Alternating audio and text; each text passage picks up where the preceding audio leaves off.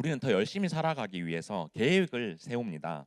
한 해를 시작하면서 올해는 공부를 더 열심히 해야지 아니면 올해는 자격증을 따야지 이렇게 생각하면서 공부 계획표를 짜기도 합니다.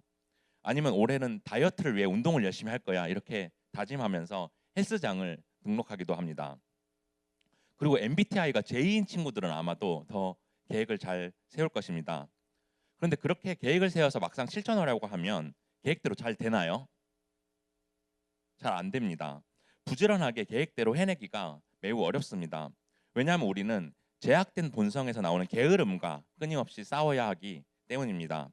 그리고 이 사실은 우리가 시험 기간 동안에 특히 더 그렇습니다. 성경에서도 게으름의 죄에 대해서 많이 언급합니다. 특히 잠언에 많이 나오는데 우리 그 중에 하나 보겠습니다. 잠언 6장 9절에서 11절입니다. 게으른 자여 내가 어느 때까지 누워 있겠느냐 내가 어느 때에 잠에 깨어 일어나겠느냐 좀 더 자자 좀 더 졸자 손을 모으고 좀 더 누워 있자 하면 내 빈궁이 강도같이 오며 내 곰핍이 군사같이 이르리라. 이처럼 죄인인 우리에게는 게으름이란 죄가 교묘하게 들어옵니다. 그래서 우리를 나태하게 만들고 좀 더 자자 좀 더 졸자 하면서 할 일을 못하게 만듭니다. 그리고 그에 대한 결과는 빈곤과 궁핍이 찾아온다고 말합니다. 이처럼 우리가 계획을 세웠지만 계획대로 되지 않는 것은 제약된 분성으로 인한 것입니다. 그렇게 게으름이라는 죄와 계속해서 싸워야 하는 것을 알 수 있습니다. 하지만 우리와는 다르게 이 세상의 모든 일을 완벽하게 계획하시고 계획한 대로 이루시는 분이 있습니다. 그분이 누구신가요? 네, 바로 하나님입니다. 창조주이신 하나님은 그분이 택하신 백성들에게 실패하지 않는 구원 계획을 가지고 계십니다. 그리고 구원하시기 위해서 택함 받은 자들을 부르십니다. 그렇게 부름 받은 자들은 중생 곧 거듭나게 하셔서 회개하고 신앙이 생기도록 하십니다. 우리 화면 보겠습니다. 이것은 구원의 서정, 즉 구원의 순서를 나열한 것입니다. 라틴어로 오르도 살루티스라고 말합니다. 그리고 총 9단계로 이루어져 있습니다. 그래서 택하신 백성인 우리는 일생 동안 이 구원의 순서를 이루어 나가게 됩니다. 그리고 이것을 다 이루면 마지막에 영화의 단계, 즉 몸과 영혼이 거룩하게 되고 천국에서 주님과 함께 거하게 됩니다. 그리고 이 구원의 순서 가장 첫 단계가 오늘 우리가 살펴볼 내용입니다. 우리 화면을 보면서 첫 단계가 뭔지 함께 읽어볼까요? 시작.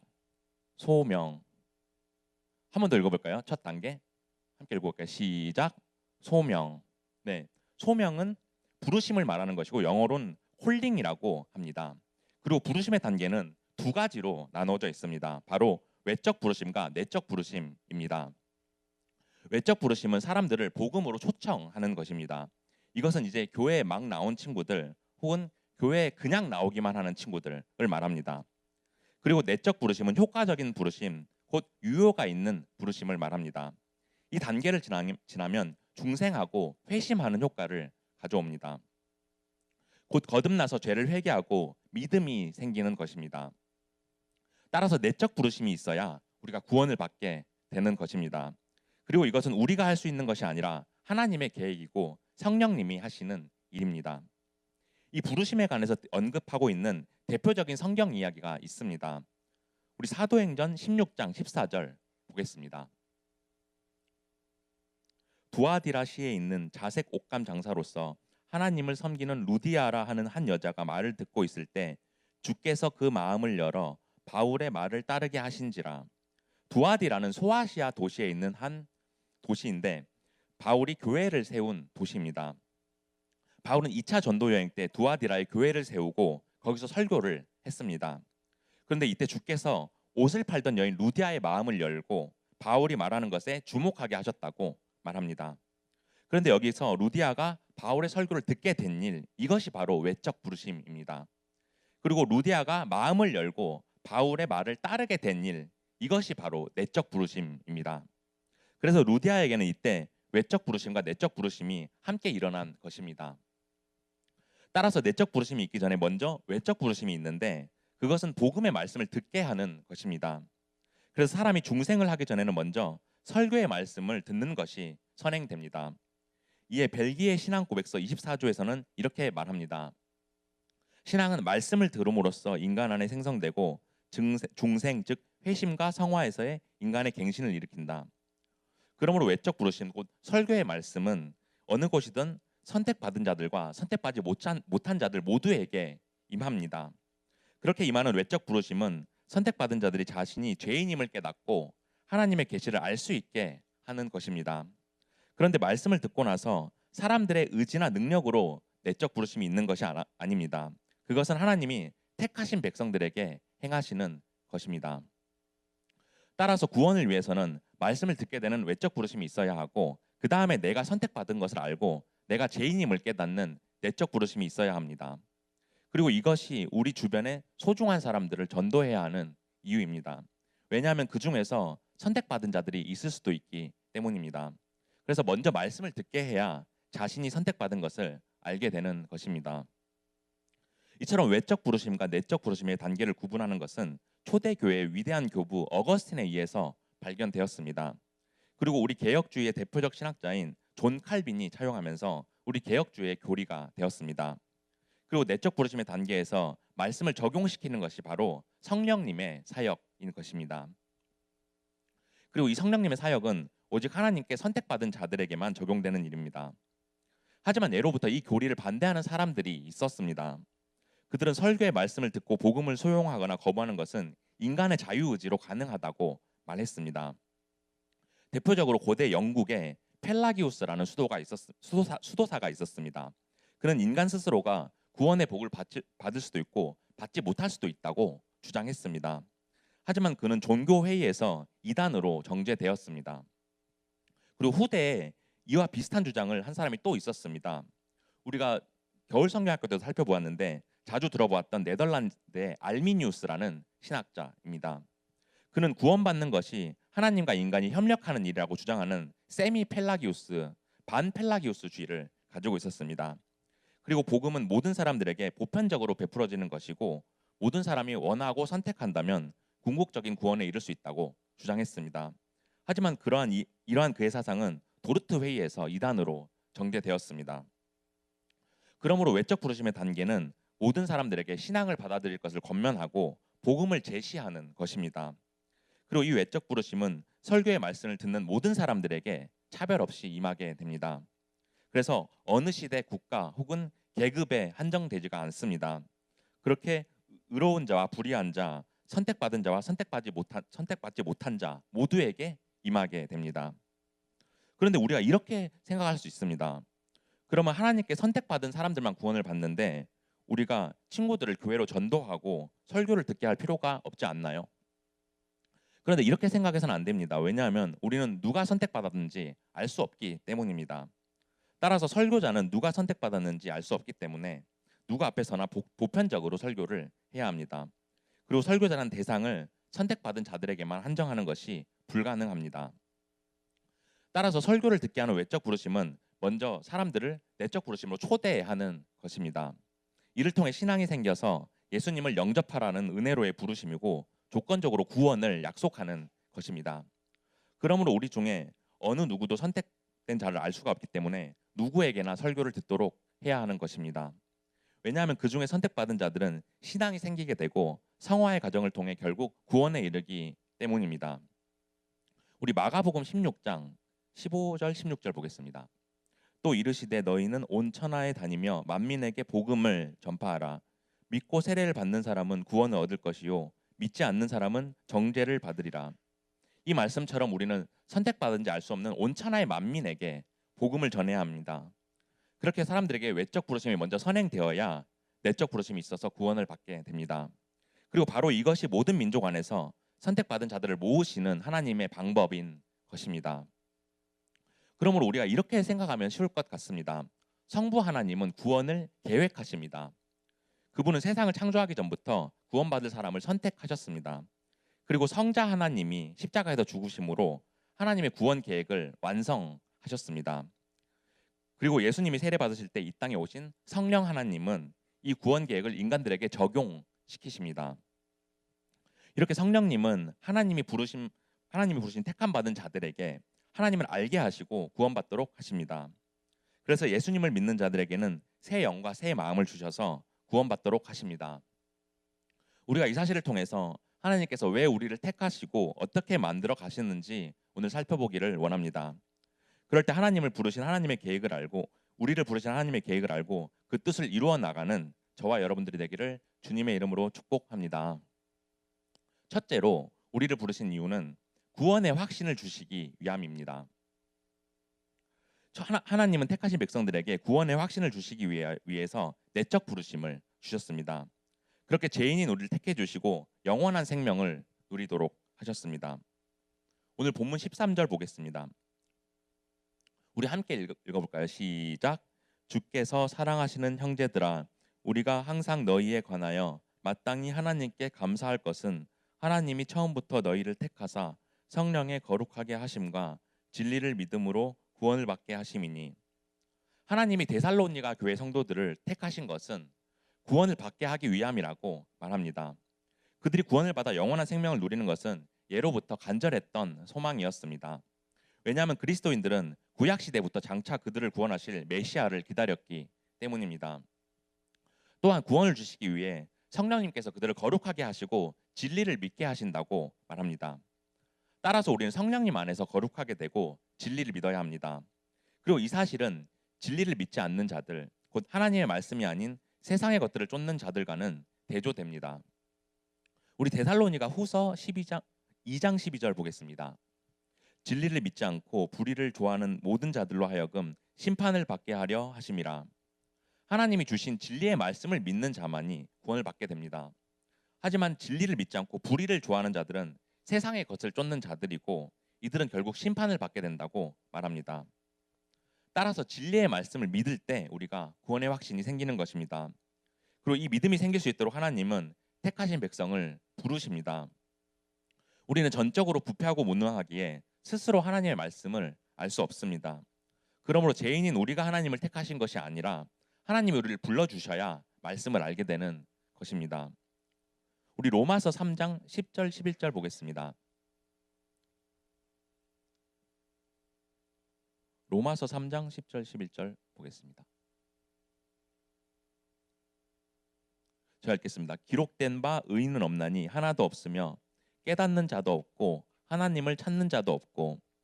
이처럼 의인은 하나도 없고 모든 사람은 죄인이라고 말합니다. 그리고 그들은 진리를 깨닫지 못하고 하나님을 찾을 수 없다고 말합니다. 따라서 죄인인 우리가 하나님을 먼저 선택하거나 찾을 수는 없습니다. 전적인 하나님의 작정으로 우리를 영원한 사망으로부터 영원한 생명으로 인도해 주시는 것입니다. 따라서 하나님께서 우리를 택하셔서 부르시는 것은 그분의 무조건적인 은혜입니다. 그렇게 우리를 구원하시기로 작정하고 부르시는 것입니다. 그리고 이것은 전적으로 우리를 사랑하셔서 예정되었던 사실입니다. 우리 에베소서 1장 4절 5절 보겠습니다. 곧 창세전에 그리스도 안에서 우리를 택하사 우리로 사랑 안에서 그 앞에 거룩하고 흠이 없게 하시려고 그 기쁘신 뜻대로 우리를 예정하사 예수 그리스도로 말미암아 자기의 아들들이 되게 하셨으니. 이처럼 하나님께서 우리를 택하신 것은 창세전부터 행하신 일입니다. 그렇게 온 세상과 피조물을 창조하기 전부터 계획하신 것입니다. 따라서 우리를 부르신 그 조건은 내가 잘나서 돈이 많아서 공부를 잘해서 아니면 우리 부모님이 유명해서 그 어떠한 이유도 아닙니다. 그것은 오직 하나님의 기쁘신 뜻으로 우리를 사랑하셔서 부르신 것입니다. 그렇게 하나님의 크신 사랑으로 우리를 택하시고 구원의 확신을 주신 것입니다. 왜냐하면 우리가 죄를 지어서 죄인이 아니라 죄인이기에 죄를 지을 수밖에 없기 때문입니다. 바로 내 자신이 나의 적인 것입니다. 그래서 죄인인 우리가 택함 받지 못하면 영원한 지옥의 형벌에 처해지지만 우리가 구원의 확신을 가지고 살아갈 때 천국에서 영원한 생명을 누리게 됩니다. 이처럼 우리를 부르신 이유는 구원의 확신을 주시기 위함이라는 사실을 깨닫기를 원합니다. 그렇게 우리 안에 예수님께서 거하시게 하시고 영원한 생명을 주신다는 것을 깨닫기를 원합니다. 그래서 우리에게 영원한 생명을 주신 하나님의 크신 사랑과 은혜에 감사하는 여러분들이 되기를 축복합니다. 둘째로 우리를 부르신 이유는 예수님의 영광을 나타내기 위함입니다. 둘째 보겠습니다. 하나님은 이 땅에 선하신 뜻을 이루기 위해 우리를 부르시고 복을 받도록 하셨습니다. 그렇게 선택받은 우리는 우리의 영광이 아닌 예수 그리스도의 영광을 위해 살게 하셨습니다. 오늘 본문 14절 보겠습니다. 함께 읽겠습니다. 시작. 이를 위하여 우리의 복음으로 너희를 부르사 우리 주 예수 그리스도의 영광을 얻게 하려 하심이니라. 하나님이 우리를 부르셔서 예수 그리스도의 영광을 얻게 하신다고 말합니다. 여기서 얻는다는 헬라어 원어로 보면 취득하다, 소유하다라는 뜻을 가지고 있습니다. 따라서 우리가 구원을 취득했고 소유하게 된다는 것입니다. 그리고 여기서 말한 영광이 무엇인지는 데살로니가 전서 2장 12절에서 말해줍니다. 우리 데살로니가 전서 2장 12절 보겠습니다.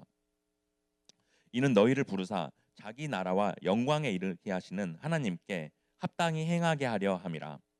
우리를 부르신 것이 하나님 나라의 영광에 이르게 하시기 위함이라고 말합니다. 여기서 하나님의 나라는 종말의 때에 완성될 그 나라를 말합니다. 그렇게 마지막 날에 성도들이 부활하고 죽음은 정복되게 됩니다. 그리고 사탄과 마귀들은 완전히 무너지고 예수 그리스도의 발 앞에 굴복하게 됩니다.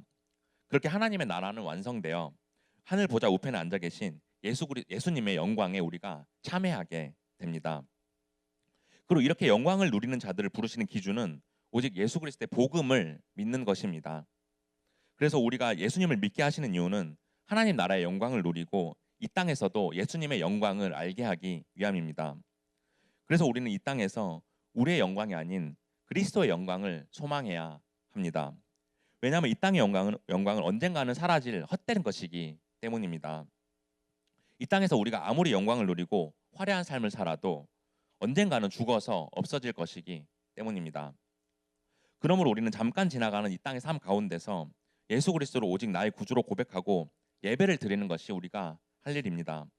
그래서 하나님께서 나를 택하셨구나, 하나님께서 나를 부르셨구나 이렇게 고백하면서 하나님의 사랑으로 우리를 불러주신 것에 감사하며 찬양해야 하는 것입니다.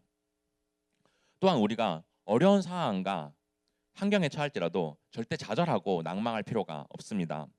왜냐하면 이 땅의 것은 잠시뿐이고 우리가 하나님 나라에서 누릴 기쁨은 영원하기 때문입니다. 그럴 때 우리가 어려운 상황 속에서도 그 속에 하나님이 원하시는 뜻이 있다는 사실을 알 수가 있습니다. 그러므로 우리를 부르신 이유는 이 땅에 우리의 영광이 아닌 예수 그리스도의 영광을 나타내기 위한 것임을 깨닫기 원합니다. 그리고 앞으로 누리게 될 하늘 보좌 우편에 앉아 계신 예수 그리스도의 영광을 바라보며 하늘나라에 소망을 두고 살아가기를 원합니다. 그럴 때 우리가 살아가며 어떠한 고난 속에서도 오직 주님만 의지하는 여러분들이 되기를 축복합니다. 셋째로 우리를 부르신 이유는 복음의 전통을 지키기 위함입니다. 하나님은 이 세상을 구원하시기 위하여 말씀을 통해 그분의 모든 뜻을 계시하셨습니다. 그리고 그 말씀을 보존하시기 위하여 택하신 백성들을 부르셨습니다. 우리 오늘 본문 15절 보겠습니다. 우리 함께 읽겠습니다. 시작. 그러므로 형제들아 굳건하게 서서 말로나 우리의 편지로 가르침을 받은 전통을 지키라. 바울은 데살로니가 교회 성도들에게 굳게 설 것을 권면하면서 가르침과 전통을 지키라고 말합니다. 여기서 말하는 전통은 교회의 규례나 의식을 말하는 것이 아닙니다. 이것은 예수님이 십자가에서 단번에 죽으신 사건을 말합니다. 그렇게 십자가에서 단번에 죽으심으로 인류에게는 영원한 생명이 주어진 그 사건을 말하는 것입니다. 여기서 전통은 헬라어 원어를 보면 넘겨주어 위탁된 가르침이라고 말합니다. 이 말처럼 복음은 사도들과 제자들에 의해서 계속적으로 보존되고 전달되었습니다. 따라서 택함 받은 우리가 이 전통을 지속적으로 지켜나갈 것을 권면하고 있습니다. 또 지키다는 손에 넣다, 붙잡다, 간직하다라는 의미를 가지고 있습니다. 따라서 예수님이 부활하신 그 복음을 우리가 살아가면서 계속 붙잡고 간직하라는 것입니다. 그러므로 우리가 이 복음을 보존하고 지키는 것이 하나님이 바로 우리를 부르신 이유입니다. 이것을 우리가 마음속에 새기고 예수 그리스도의 참된 복음을 보존하고 전달해야 합니다. 왜냐하면 진리는 영원히 변하지 않기 때문입니다. 그래서 이 진리를 지키는 것이 바로 교회의 본질과 생명이고 우리가 이 땅에서 해야 할 사명인 것입니다.